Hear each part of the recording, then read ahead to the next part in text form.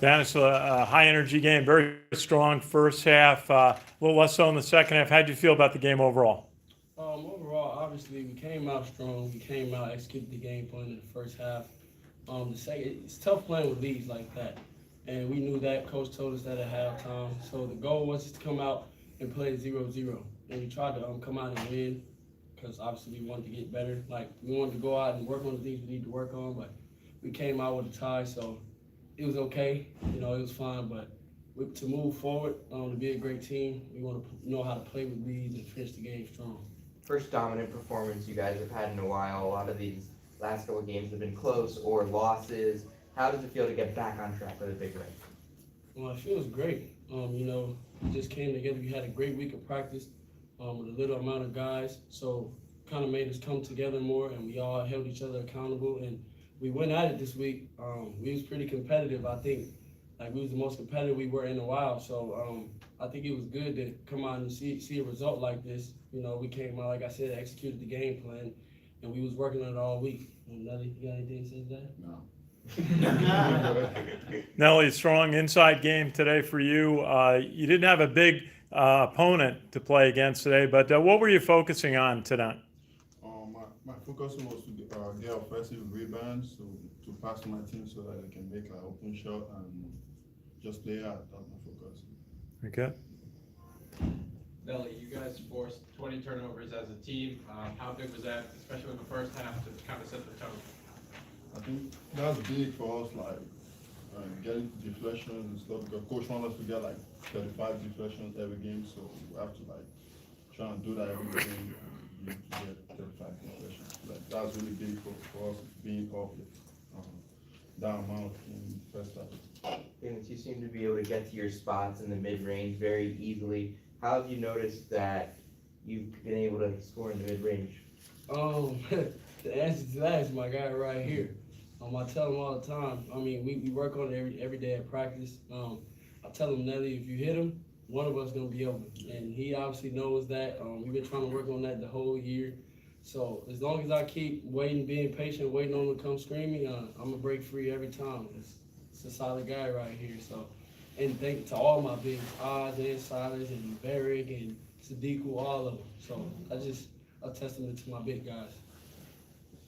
Daniss, what are your thoughts on Cruz Davis chipping in 12 off the bench and just the way he's come along? Man, I love Cruz. He's a young freshman, so I just try to take him under my wing and, not in a bad way, or not in a way like that, but I just try to give him some of my knowledge and tell him the things that I've been through and I experienced, and I just tell him, like, don't worry about making or missing shots when you come in the game. Just try to play hard, and I think he really did that tonight. So I think that's the blueprint for him to come in and play well. Just play hard.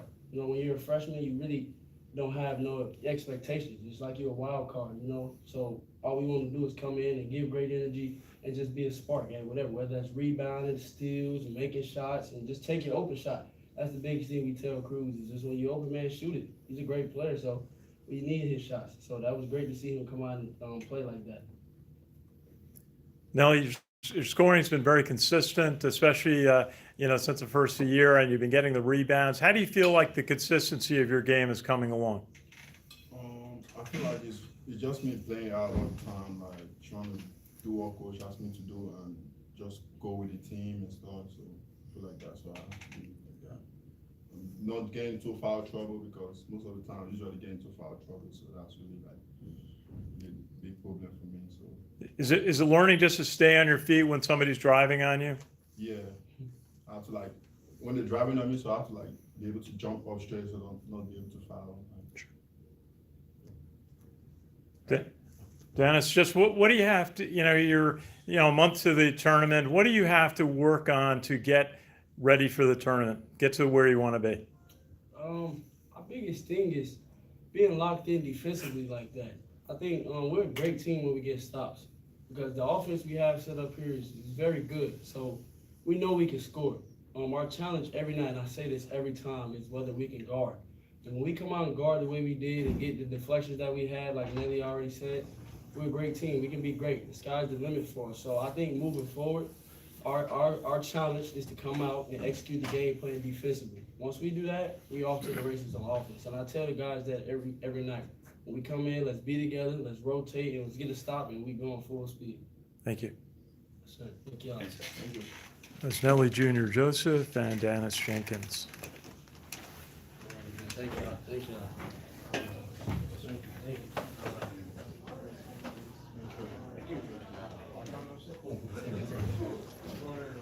Now wait for, see if we get That's the first time Nelly's been. Mount St. Mary's coached in Ingolstadt or Coach Rick Pitino. Yeah, maybe.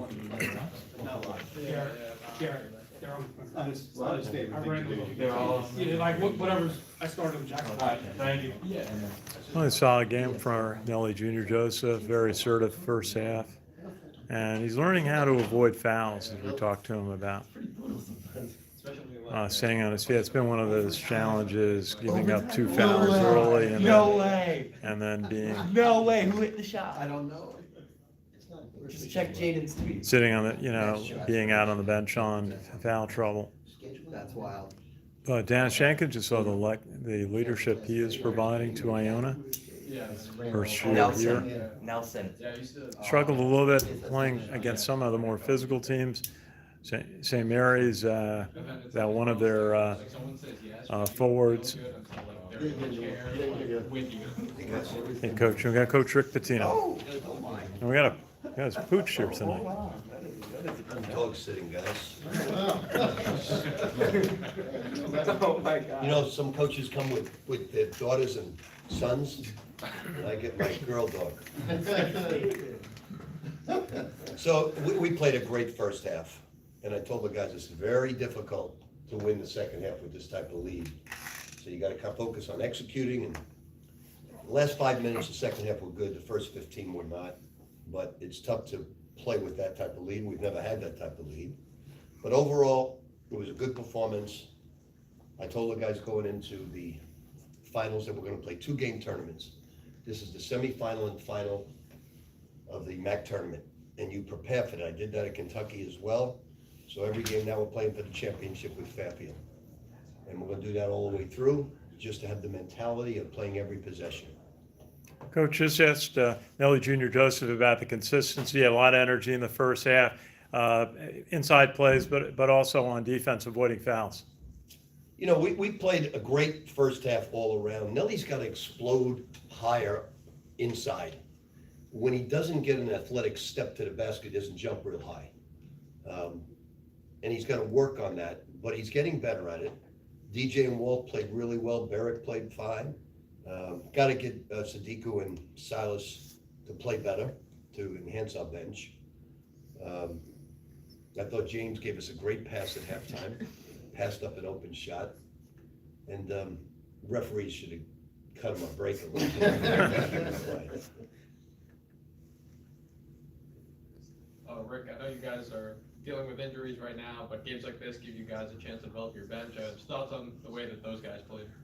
I don't think they played well at all, to be perfectly honest, totally transparent. They didn't play Sadiku or no Silas played well. We only have nine players. We have a couple of COVID cases. Anton was playing well, had a really good practice, really good game, and came down with COVID. So, our bench is not going to get stronger because Quinn's not coming back. Mike's been out a long, long time. Anton will come back, which will help. But we just got to get Sadiku playing better. Silas is going to take time. He's got to get much tougher, physically get tougher. He plays like a freshman, so does Sadiku. They just don't know the game real well. They're great guys. They want to play hard. The thing about kids from Africa is their academics, they study much, they want academics much more than Americans, high school kids. They're very dedicated, but they grow up playing soccer. They don't grow up playing basketball, so they learn the game later. But once they get it, like I had Gorky Zhang, I've had so many terrific African kids. Once they get it, they're terrific players because they play so hard. But they grow up playing soccer. And you should see Nelly kick a basketball just in practice fooling around. Coach, talk about the minutes you got out of Cruz Davis tonight. He played terrific. Now, obviously, Cruz is a player that played at a very high level in high school at Huntington Prep. He's ready to play right away. He's physically, obviously, he's only 175 pounds, but he's ready to play. He did a good job. Our backcourt's the strength of our team.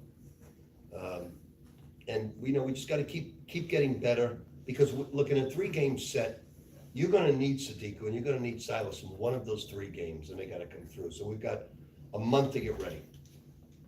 Any thoughts on Fairfield this Sunday, new arena, going up the? Well, it's a sellout. We sold out New Mexico, we sold out Fairfield, we sold out Siena. They had opened the curtains. You know, we had an unbelievable sellout at Hofstra, which they never sell out. So, you know, we're the Duke of the East Coast. No, it's great. We're looking forward to it. Fairfield always plays us tough, but it's a championship game for us, so we're playing it that way. Who won the Manhattan Siena game? Overtime. 3 weeks ago. Who is? Overtime Manhattan. Do you feel like you've turned the corner? Were we behind? Were we trailing the corners? No, I think without a bench, I think I don't think you could be a great team without a bench. The reason we played great is we pressed, wore them down, got them in foul trouble. Then when you're up 30, you have to take the press off, and you lose your intensity, you lose the eye of the tiger. If we can press numbers-wise, we could be terrific. Without the press, we're just an average defensive team. But so because why don't you press right away? Because we have 9 bodies. And sometimes you could end that game with the wrong players on the court if it's a close game. So I don't think we've turned the corner. I think we've played very good basketball from the beginning of the year. And then we've had a rash of injuries. And I think we're trying to catch up from that St. Louis time and so on. Quinn Zielinski was a big loss for us because we have 1 shooter in the starting lineup. I told you this last time, you know, you want 3.5 guys who can shoot the ball. We've got 1 in the starting lineup. Now, it doesn't mean DJ can't shoot, doesn't mean Osborne can't shoot. It's just that that's not what they do the best. 35 years after trading for Chicago Bull, what was it like having Oakley courtside? Oh, I love the Oak. I'll tell you a great story because we traded for him, and I thought he was going to be a big key to our team, which he was. But I picked him up at the airport because I called Doug Collins, and I said, "Tell me about Oakley. I hear some things he could be tough to coach." He said, "Look, if he loves you, he'll kill for you." He said, "If he doesn't like you, he'll kill you." So I made sure I picked him up at the airport. He became my man that year. He was one of my main men, and I've been close to him ever since, as well as Mark. I root for Patrick all the time. So it's great to see him here. He's welcome anytime he wants. He's just a great guy, and he was a warrior for me. He killed for me every single night, along with Patrick. And those guys were great to coach. Great to coach. Coach, is there a basic difference mindset for you from your NBA experience to college? What was the big change for you? Well, the players are different. When I went from the Knicks to the Celtics, players were totally different. Because now they were being rested. You know, today they check, the load management is very big. They check your blood levels. You know, we didn't even fly, we flew commercial with the Knicks. Now we flew private with the Celtics. But I had a terrific team. We should not have lost to the Bulls. We swept the team that won it that year with the Bad Boys Pistons. We were 4-0 against them, 4-0. Beat them twice at their place. And we were pressing. We were scoring 116.8 points per game. We were pressing for most of the 3 quarters. We were relentless on it. The guys loved it. Mark Jackson was like 3rd in the league, and here he was the 16th or 18th pick in the draft. He was rookie of the year, 2nd year made the All-Star team. Everybody's numbers were way up because of our style of play. We were known as the Bombinos, and it was a lot of fun back then. And we should have beaten the Bulls. Unfortunately, I remember it as if there were 14, 15 seconds on the clock. We were up 1. I said, "We know where the ball's going. We know it's going to MJ. So we're going to take the guy off the ball. We're going to sandwich him." And then Michael just held 1 guy off, went up and got the ball, went down, we fouled him, and then we missed an in and out by Johnny Newman. But we would have beaten the Pistons.